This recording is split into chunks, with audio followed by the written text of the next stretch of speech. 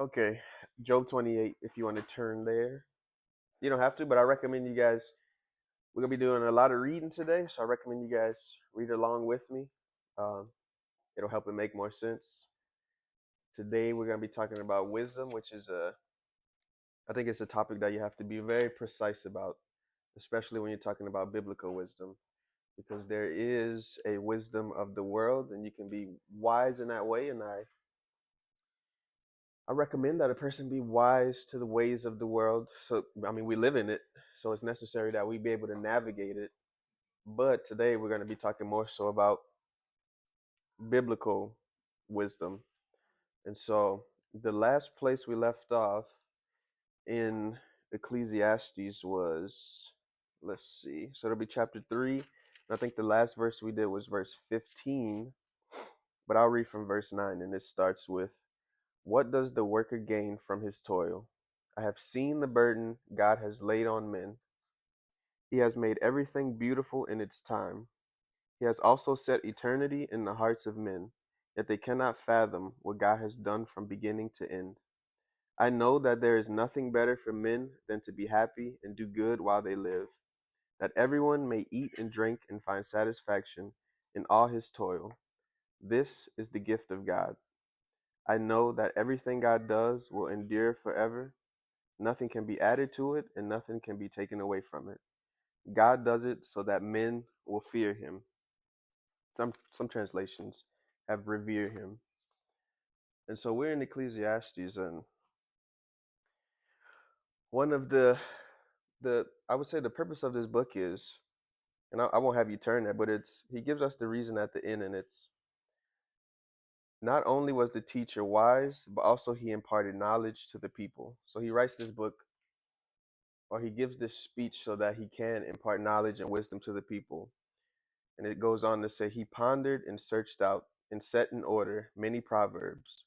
The teacher searched to find just the right words, and what he wrote was upright and true.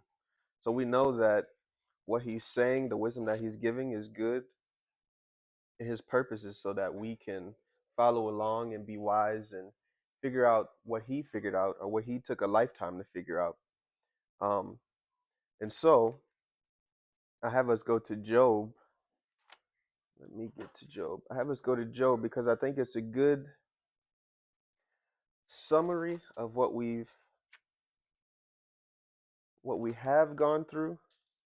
If I can find the book, or Job. So it's a good summary of what we've gone through, and it leads perfectly into what we will be talking about today. And so, in some of your translations, the title of this is "Where Can Wisdom Be Found?" And people, let's say scholars, debate whether or not this is Job talking, or whether it's just a one-off hymn to wisdom. But either way, I think it gives us a nugget of truth that we can take home with us and chew on after this message. And I think it also shows that scripture scripture testifies of itself. It you can go to one book and find the same message in another book. It's coherent across all 66 books. And this is one of the examples I see of the books of wisdom, especially in Job, identifying with Ecclesiastes and the teacher. And so it starts off in verse 1. This will be chapter 28 of Job, verse 1. And it says, "There is a mine for silver and a place where gold is refined." And then I'll go to verse 3. "Mortals put an end to the darkness. They search out the farthest recesses." And now I'll go to verse 6. "Lapis lazuli comes from its rocks, and its dust contains nuggets of gold." And now verse 9. "People assault the flinty rocks with their hands and lay bare the rocks of the mountains, or the roots of the mountains." And now the last one, verse 12. "But where can wisdom be found? Where does understanding dwell?" And so you see here in Job, in the midst of all his suffering, he gives us this kind of poem about where wisdom is to be found as a person, lives life and goes through all these things, and so he goes over that man can do all these things. They can mine for silver, they can descend into the mountains, they can extract the hidden treasures of the earth, and in a sense man can even master creation. But we all have to ask the question, where can wisdom be found?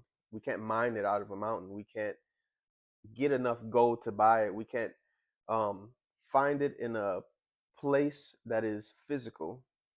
And so he goes on to say, and this will be verse 13. He says, but where can wisdom be found? No mortal comprehends its worth. It cannot be found in the land of the living.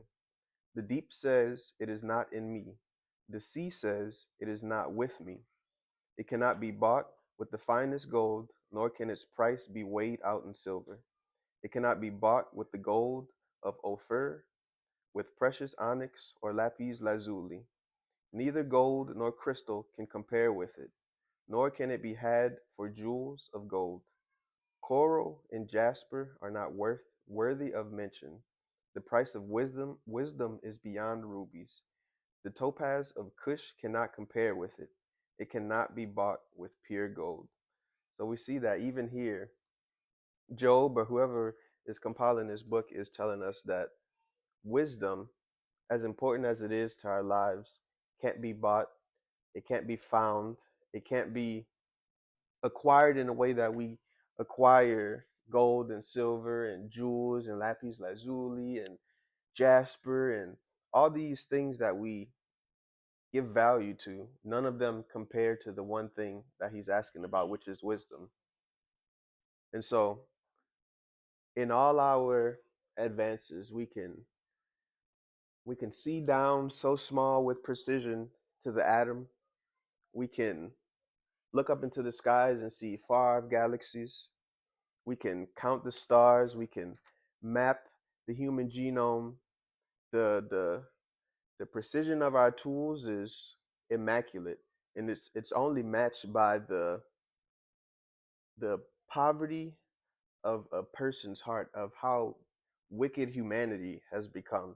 We think that all of our technological advances have made us wise, but here in Job, you see that he's saying that we can do all these things. We can even root up a mountain, but where is wisdom to be found? If we can do all these things, if we can master creation, why can't we find wisdom? And so Job goes on to say in verse 21, it is hidden from every living thing. So in all our wisdom, all our advances, we've gone from being able to shoot an arrow and kill a man to being able to drop one from the sky on a city and kill a city of men. And that's the wisdom of the world, is that we can advance, but are our advancements actually the wisdom that God wants us to have, or is it just us becoming more advanced in our wickedness, more able to do the things that God doesn't desire us to do? And so wisdom, according to Job, is hidden from men. And it's not a moral failure, it's not a technological failure, it's not a generational curse or issue. It's just the human condition. It's the condition that we're all born into with that original sin, where we bear God's image, but it's marred and it's skewed, and so everything that we do is marred and skewed, and so we advance, but is our advancement in the direction of the wisdom that we should have? And so you see in Ecclesiastes, the teacher, and this would be Ecclesiastes chapter 3, verse 10, he says, I have seen the burden God has laid on the human race. And it's because we're bound by time, but we have a heart and we're made for eternity.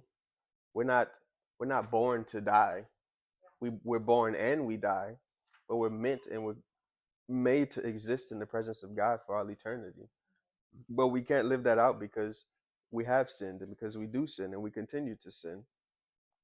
And so man, apart from God, the sinning man is doomed to live as the fool, not as the wise man, because it's only through God that wisdom is acquired. And so even in Isaiah's time, they were blinded by their own wisdom. And so again, I go back to there's a worldly wisdom that allows us to navigate this world. And it's good in some aspects, but in other aspects, it fails us completely. And especially if we rely on it as the sole thing to get us through living in this world. Because there's another type of wisdom. There's a biblical wisdom, a godly wisdom that is necessary to preserve us. And so you see in Isaiah, he's talking about the condition of his people. And it's Isaiah 26, verse 11. He says, Lord, your hand is lifted high, but they do not see it. So God is, in a sense, standing above the nation of Israel, and he's ready to dish out or dole out judgment to them. His hand is raised and he's ready to strike. And they're so wise in worldly ways and wise in their own eyes that they're unable to see that God's hand is lifted against them and they're about to face his judgment.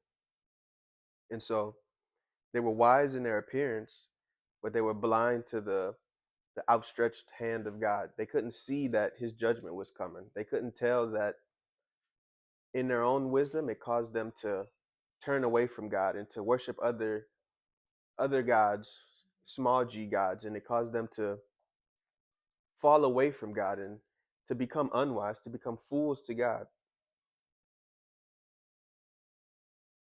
They're they got big heads.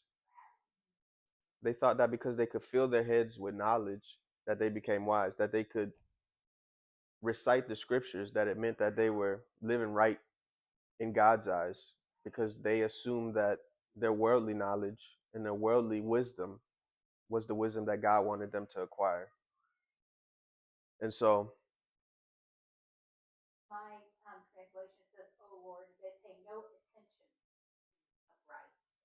mhm.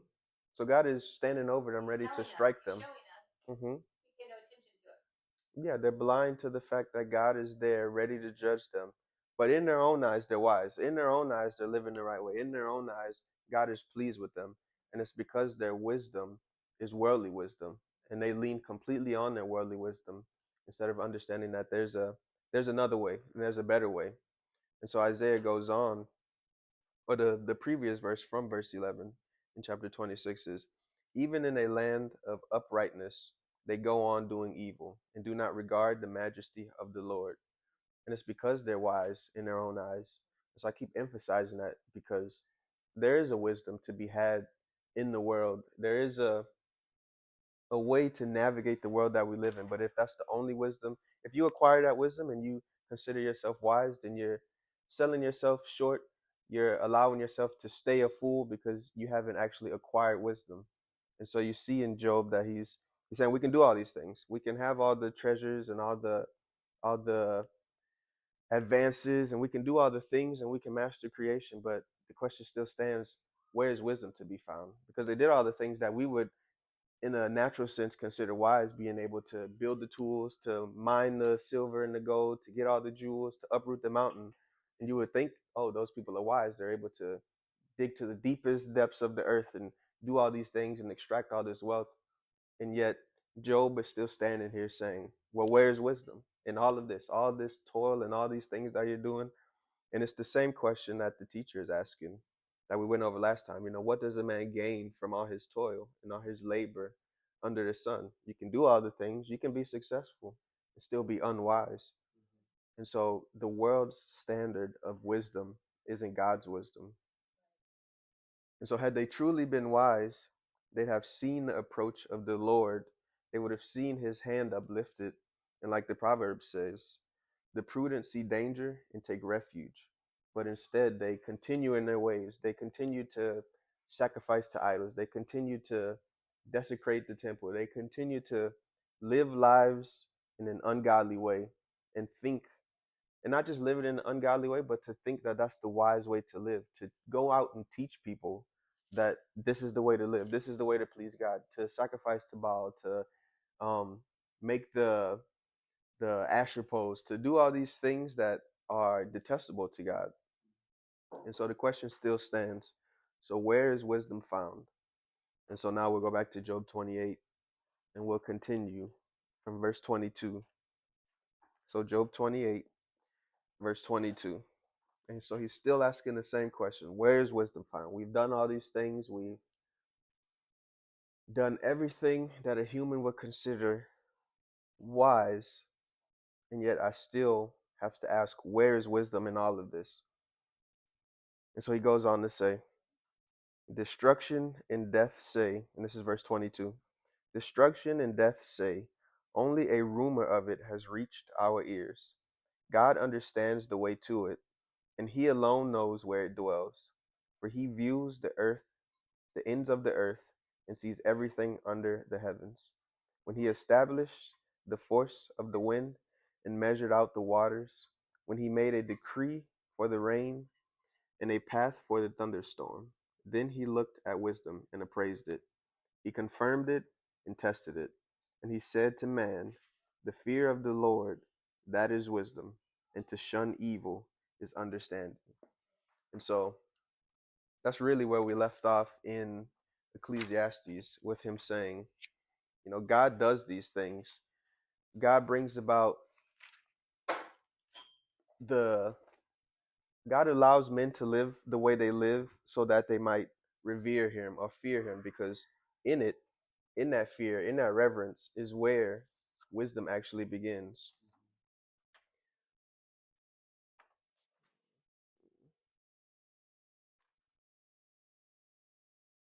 So the teacher goes on,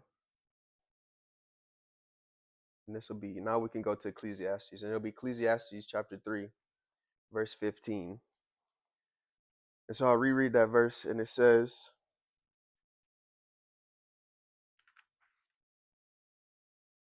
well, I'll reread 14.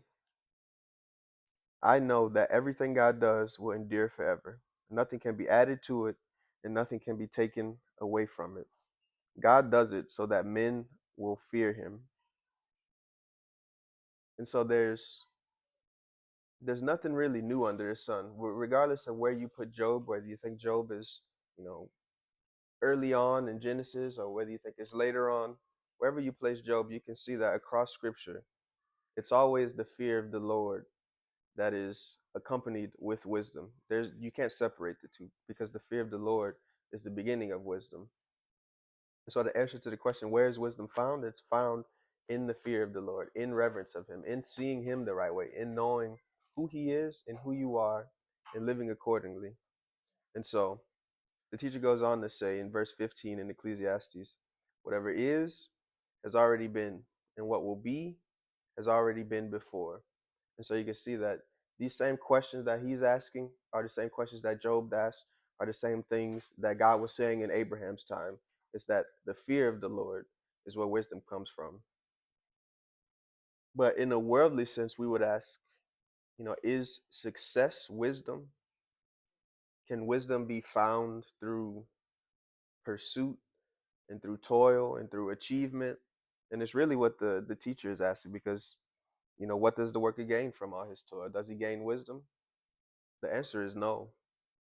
Um, in Job, you see that it says man doesn't even know its value. You can't buy it with gold. You can't buy it with the jewels and the nice precious things that we give value to. It's not found there. It can't be bought with those things. And so I was thinking, because as I'm working through the book, as we go through the book verse by verse, I'm working through it also.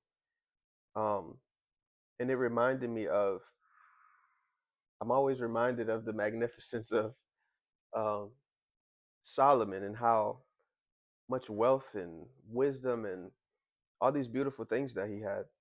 And so I thought the perfect example to give of that was the Queen of Sheba, when she comes and she sees all his magnificence and she sees all the wealth that he has. And so if you'll turn with me to First Kings, it'll be chapter 10. And I focus on this story because I don't think there's nobody who could have done more, who could have had more, who could have been more successful, who could better answer the question, what does a man gain from all his toil and labor under the sun? Because there's nobody who toiled and labored under the sun and gained more and desired wisdom more than the teacher. His whole life was set on the track of pursuing wisdom and getting it by any means. He was willing to be foolish to try to gain wisdom. He was willing to try to gain wisdom through women, through drink, through prosperity, through any means necessary. He was willing to go down that route to get wisdom. And so I think this story really hits home to answer the question, is wisdom the same as success? Is a successful person wise because they're successful? And so in First Kings chapter 10, and it'll be verse 6 through 7. So First Kings chapter 10, verses 6 through 7. And I'm gonna kind of paraphrase here. And this is the Queen of Sheba speaking, and she's speaking about Solomon. And she says, "The report I heard about your achievements and your wisdom, I did not believe until I came and saw with my own eyes. Indeed, not even half was told to me. In wisdom and wealth, you have far exceeded the report I have heard." And then she goes on, or if you go up to verse 4, she says, or it says of her, "When the Queen of Sheba saw all the wisdom of Solomon, the palaces he had built, the food on his table, the seating of his officials, the attending servants in their robes, his cupbearers, the burnt offerings he made at the temple of the Lord." And then verse 5 it says, "It took her breath away." She was so enamored by what she had saw that it left her breathless. So she was also in the pursuit of wisdom. She had heard about Solomon's wisdom from far off. She crossed nations and deserts, and however far she came to come see Solomon in all his magnificence. And you would think that if wisdom could be found anywhere, then surely it would be found there with Solomon, with all his palaces and all his servants and all his robes and cupbearers and the amazing sacrifices. I mean, again, it was so amazing to her to see how wealthy and magnificent his reign was that it took her breath away. It left her breathless to see how much how amazing this man was. He was a man, yet he was able to, even his cupbearers and his servants were dressed like they would have been kings and queens in other nations. Their clothes were magnificent, the cups were magnificent, even the sacrifices that he was given to God was magnificent. And so if wisdom could be found in any earthly place, surely this was the place that it could be found. But the teacher testifies of himself. And if you go with me to Ecclesiastes 7, because I think it's important that you see that he says it of himself. So it'll be Ecclesiastes 7, verse 23. And so you have here the Queen of Sheba testifying about Solomon, his magnificence, and he's so great that it just leaves her awestruck. But then when you see what Solomon is testifying about himself, you'll see something different. So it'll be Ecclesiastes chapter 7, verse 23. And he says, "All this I tested by being wise." And this is him giving a list of all the things that he had gone through to try to gain wisdom. And he says, he ends it like this: "All this I tested by wisdom. And I said, I am determined to be wise, but this was beyond me." So you have the Queen of Sheba testifying of all his magnificence and essentially saying that he's wise and rich and prosperous king. But the king himself testifies of himself. "I tried to gain wisdom through all these things, through all the glory and robes and cups and gardens and palaces and all these things, and I don't have it. All that didn't gain me wisdom. All the mining, all the silver, all the gold, all the jewels, I couldn't buy it. I couldn't gain it. I couldn't toil for it. I couldn't work for it. I couldn't be good enough to gain it."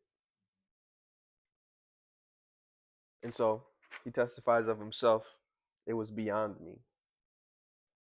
And so the the worldly wisdom or the fool's wisdom will tell you that time and money and riches and all these things are good and that they will they'll buy you wisdom. In fact, they are the wisdom of the world.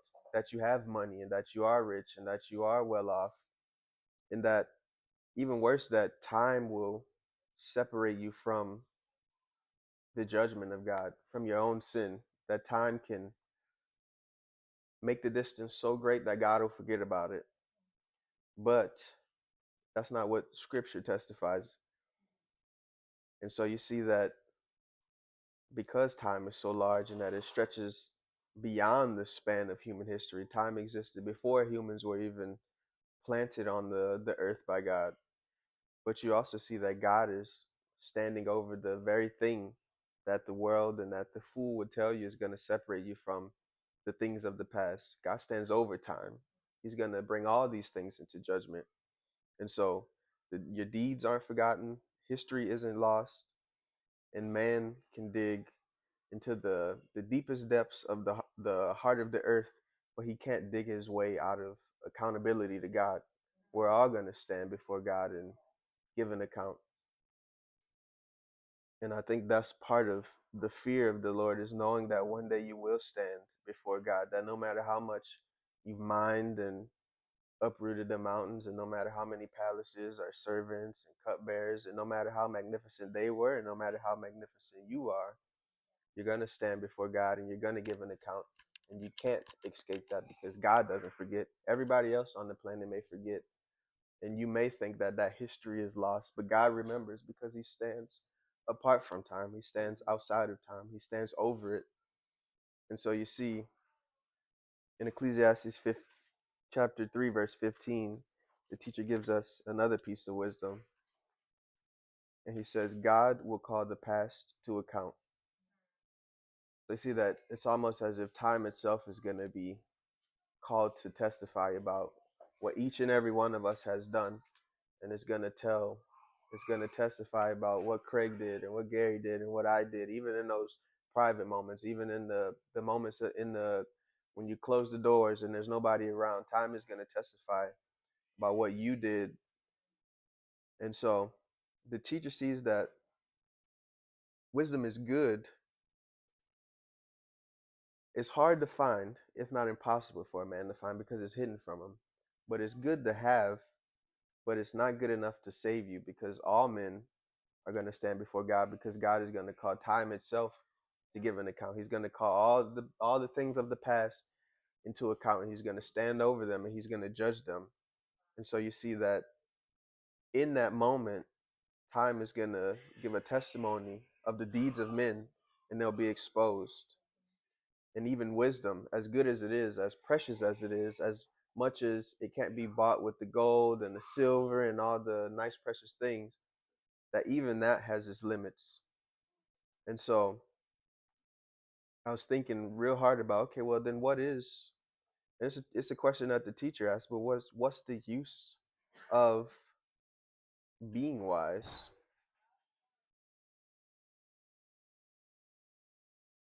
And so the teacher said something that really stuck with me. And it's chapter 2, verse 15 and 16. And he says, the fate of the fool will overtake me also. Like the fool, the wise too much must die. And then so he goes on, what then do I gain by being wise? So he can see that it's good. He can see that it's beneficial to be wise.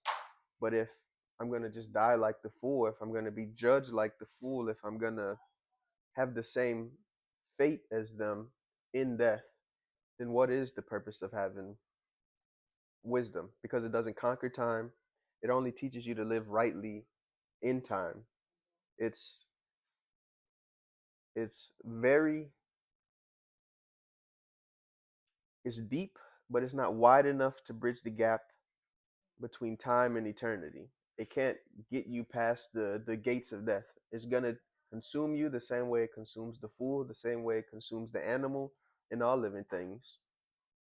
And so it can restrain you from your hands from folly, or it can help you avoid a foolish debt. It may even keep your days from ruin, but it doesn't keep your days from ending. It doesn't save you from the grave. And though wisdom preserves and wards off destruction, it cannot preserve you forever. And so wisdom is good, but it's limited. It's worth seeking out, but understand that it doesn't save you. And I think that's what the teacher struggled with, because he spent his entire life seeking wisdom to come to the end of it and find it and yet still die. And yet still know that he's going to be accountable to God, that God's going to call the past into account, that he, like the fool, must die. Not maybe he'll die, but he must die. And so if you'll go to Ecclesiastes, it'll be chapter 3, verse 16 again. And he says,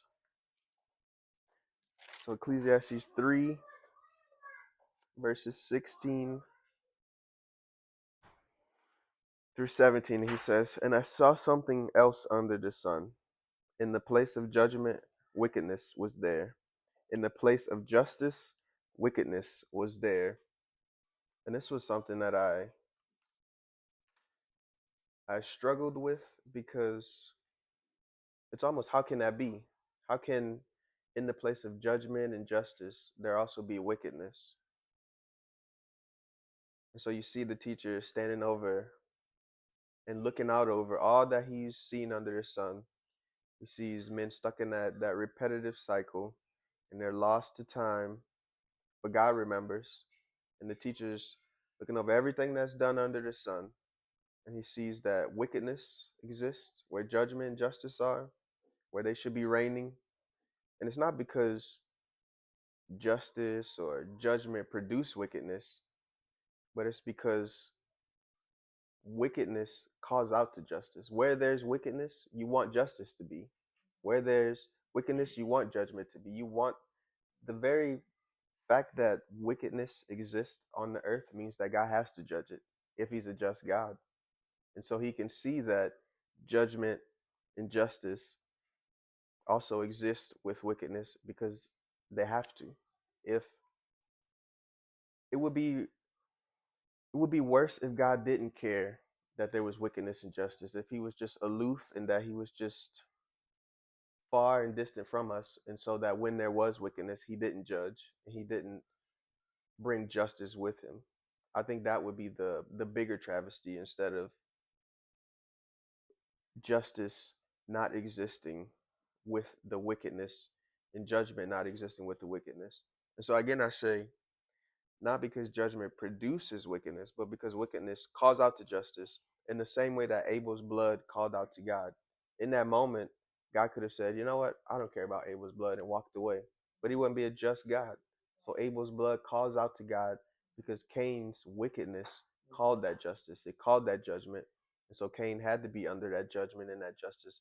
And that's how the teacher can see that in the place of justice and in the place of judgment, there's also wickedness there, because that the very existence of wickedness calls out to justice. It has to have it come. It has to have justice come and make it right, or to dish out or dole out justice. They can't they can't exist. Wickedness can't exist, or I'll say judgment. How would I say that? Wickedness requires justice. It requires judgment. And so that's what the teacher is saying. And there, you can also say that he's seeing that the courts and the systems and the laws themselves can be wicked. That our court systems and our law enforcement and those things can also have wickedness inside of them. And he sees that. He sees that the wicked judge, he sees the wicked police officer, he sees the wicked person who's supposed to be the instrument for God to use to dole out the judgment, or to save the oppressed, or to help the needy. And instead of it being that, they're filling their own pockets, or they're corrupt in their judgment. And so the teacher sees that also, and it's a issue that I think we will deal with until Christ's return. That the the the very things that are supposed to bring about judgment and justice can become corrupted themselves, because the people who are the instruments of those things are corrupted themselves. And so you see that even the righteous and the wise are also found in judgment, and with them wickedness is there. Yet when wickedness is found in the place where judgment and justice dwell, where courts and laws fail, and even God seems distant, is everything lost? And I would say the answer is no. Just because justice and judgment exist in the same place as wickedness, that doesn't mean that we're corrupt beyond God's ability to save us. And I think God's hand is even in that. So the teacher sees all this wickedness in the place where justice and judgment should be. And I think without fully understanding what he's seeing, he tells us something that's very significant to us navigating the world. And it's that judgment exists because God is not indifferent to suffering. If God were cruel, justice wouldn't matter. If God were absent, justice wouldn't answer the call of wickedness. The teacher sees enough to know what endures, and it's that God's works endure, that our deeds are not lost, that history is not forgotten, and that God stands over time remembering. And so, again, where is wisdom found? What does one gain by being wise? It's you gain when a person is wise, they gain the fear of the Lord, and that in itself is the gift to the person who is wise. And it's almost it's again that God math. It's again that like topsy turvy thing where to get wisdom you have to be wise. The very the very fact that you would turn to God to seek wisdom is the wise thing to do. And so the moment you begin the journey to become wise is the moment you've arrived at wisdom. And I think that most people don't understand that wisdom isn't something to be, it's not a acquiring of a bunch of knowledge and making your head big. If that was, then the Pharisees would have been wise beyond measure. They would have been able to quote the scriptures far better than anybody that lives in this day and age. But it's not the acquiring of a bunch of head knowledge. It's the posture of the fear of the Lord. It's to put him in the proper place in your life and to understand your position in that. And so that in itself is the purpose or the gift of being wise. It's not so that you can acquire a bunch of wealth and gold and jewels and money and success and all these things. A poor person can be wise. And in fact, I would say they're more likely to be wise because they're more likely to turn to God and to ask him for wisdom. And it's something that we were going over in the men's group, which was it was James, and James talks about if you're lacking in wisdom, then just turn to God and ask. He doesn't turn you away. He won't say, no, you haven't done enough, you haven't met this standard, you haven't done XYZ, and so I'm not going to give you wisdom. The very fact that you would turn to him and ask means he's going to give it to you. But I would say the very fact that you turned and asked means that you have wisdom. You're wise enough to know that I need to turn to God, that I can't go out and seek the wisdom in the ways of the world. I can't go out and earn it, but I have to open my hands to receive it. And so, like in Job, like in Ecclesiastes, and I would say like in Genesis with Abraham, it's not a place, it's not an amount, but it's a gift. And that is the purpose. That is the what does one gain by being wise? You gain the fear of the Lord. And I think that fear of the Lord preserves you more than wisdom does because that preserves you eternally. That saves your soul. The wisdom is a part of the gift. The wisdom is a part of you turning to God and fearing him. But the fear itself, that relationship that you're building, that is the gift. That is the thing that will preserve you eternally. That is what's going to save your soul. That's what's going to turn you to learn how to be wise biblically in a godly way instead of in a worldly way. No, absolutely nothing. So all the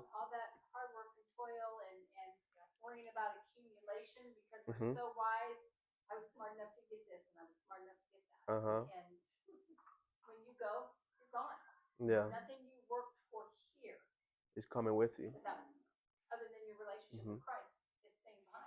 Absolutely. And that's why it's important to understand that what God does endures forever, because what we do with him, that will endure. That we can take with us.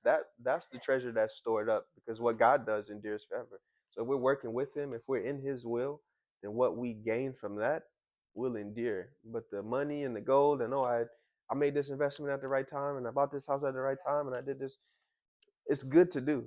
It's good to be prosperous, and I don't think God desires us to wake up in the morning miserable, go through the day miserable, and then lay our heads down miserable. But if that is the lot that God gives you, don't take it as you're a failure because you suffer. And in fact, I would say that because you set your mind to seek wisdom, the Ecclesiastes says the more knowledge, the more grief, the more wisdom, the more sorrow. You're gonna you can't be wise and not sorrowful because you see the world as it is. You're aware now. Your blinders are taken off. The veil's been taken away, and you can see that the world is corrupt. You can see that your neighbors live their life without God and they're on a one-way ticket to hell. You can see things for what they are.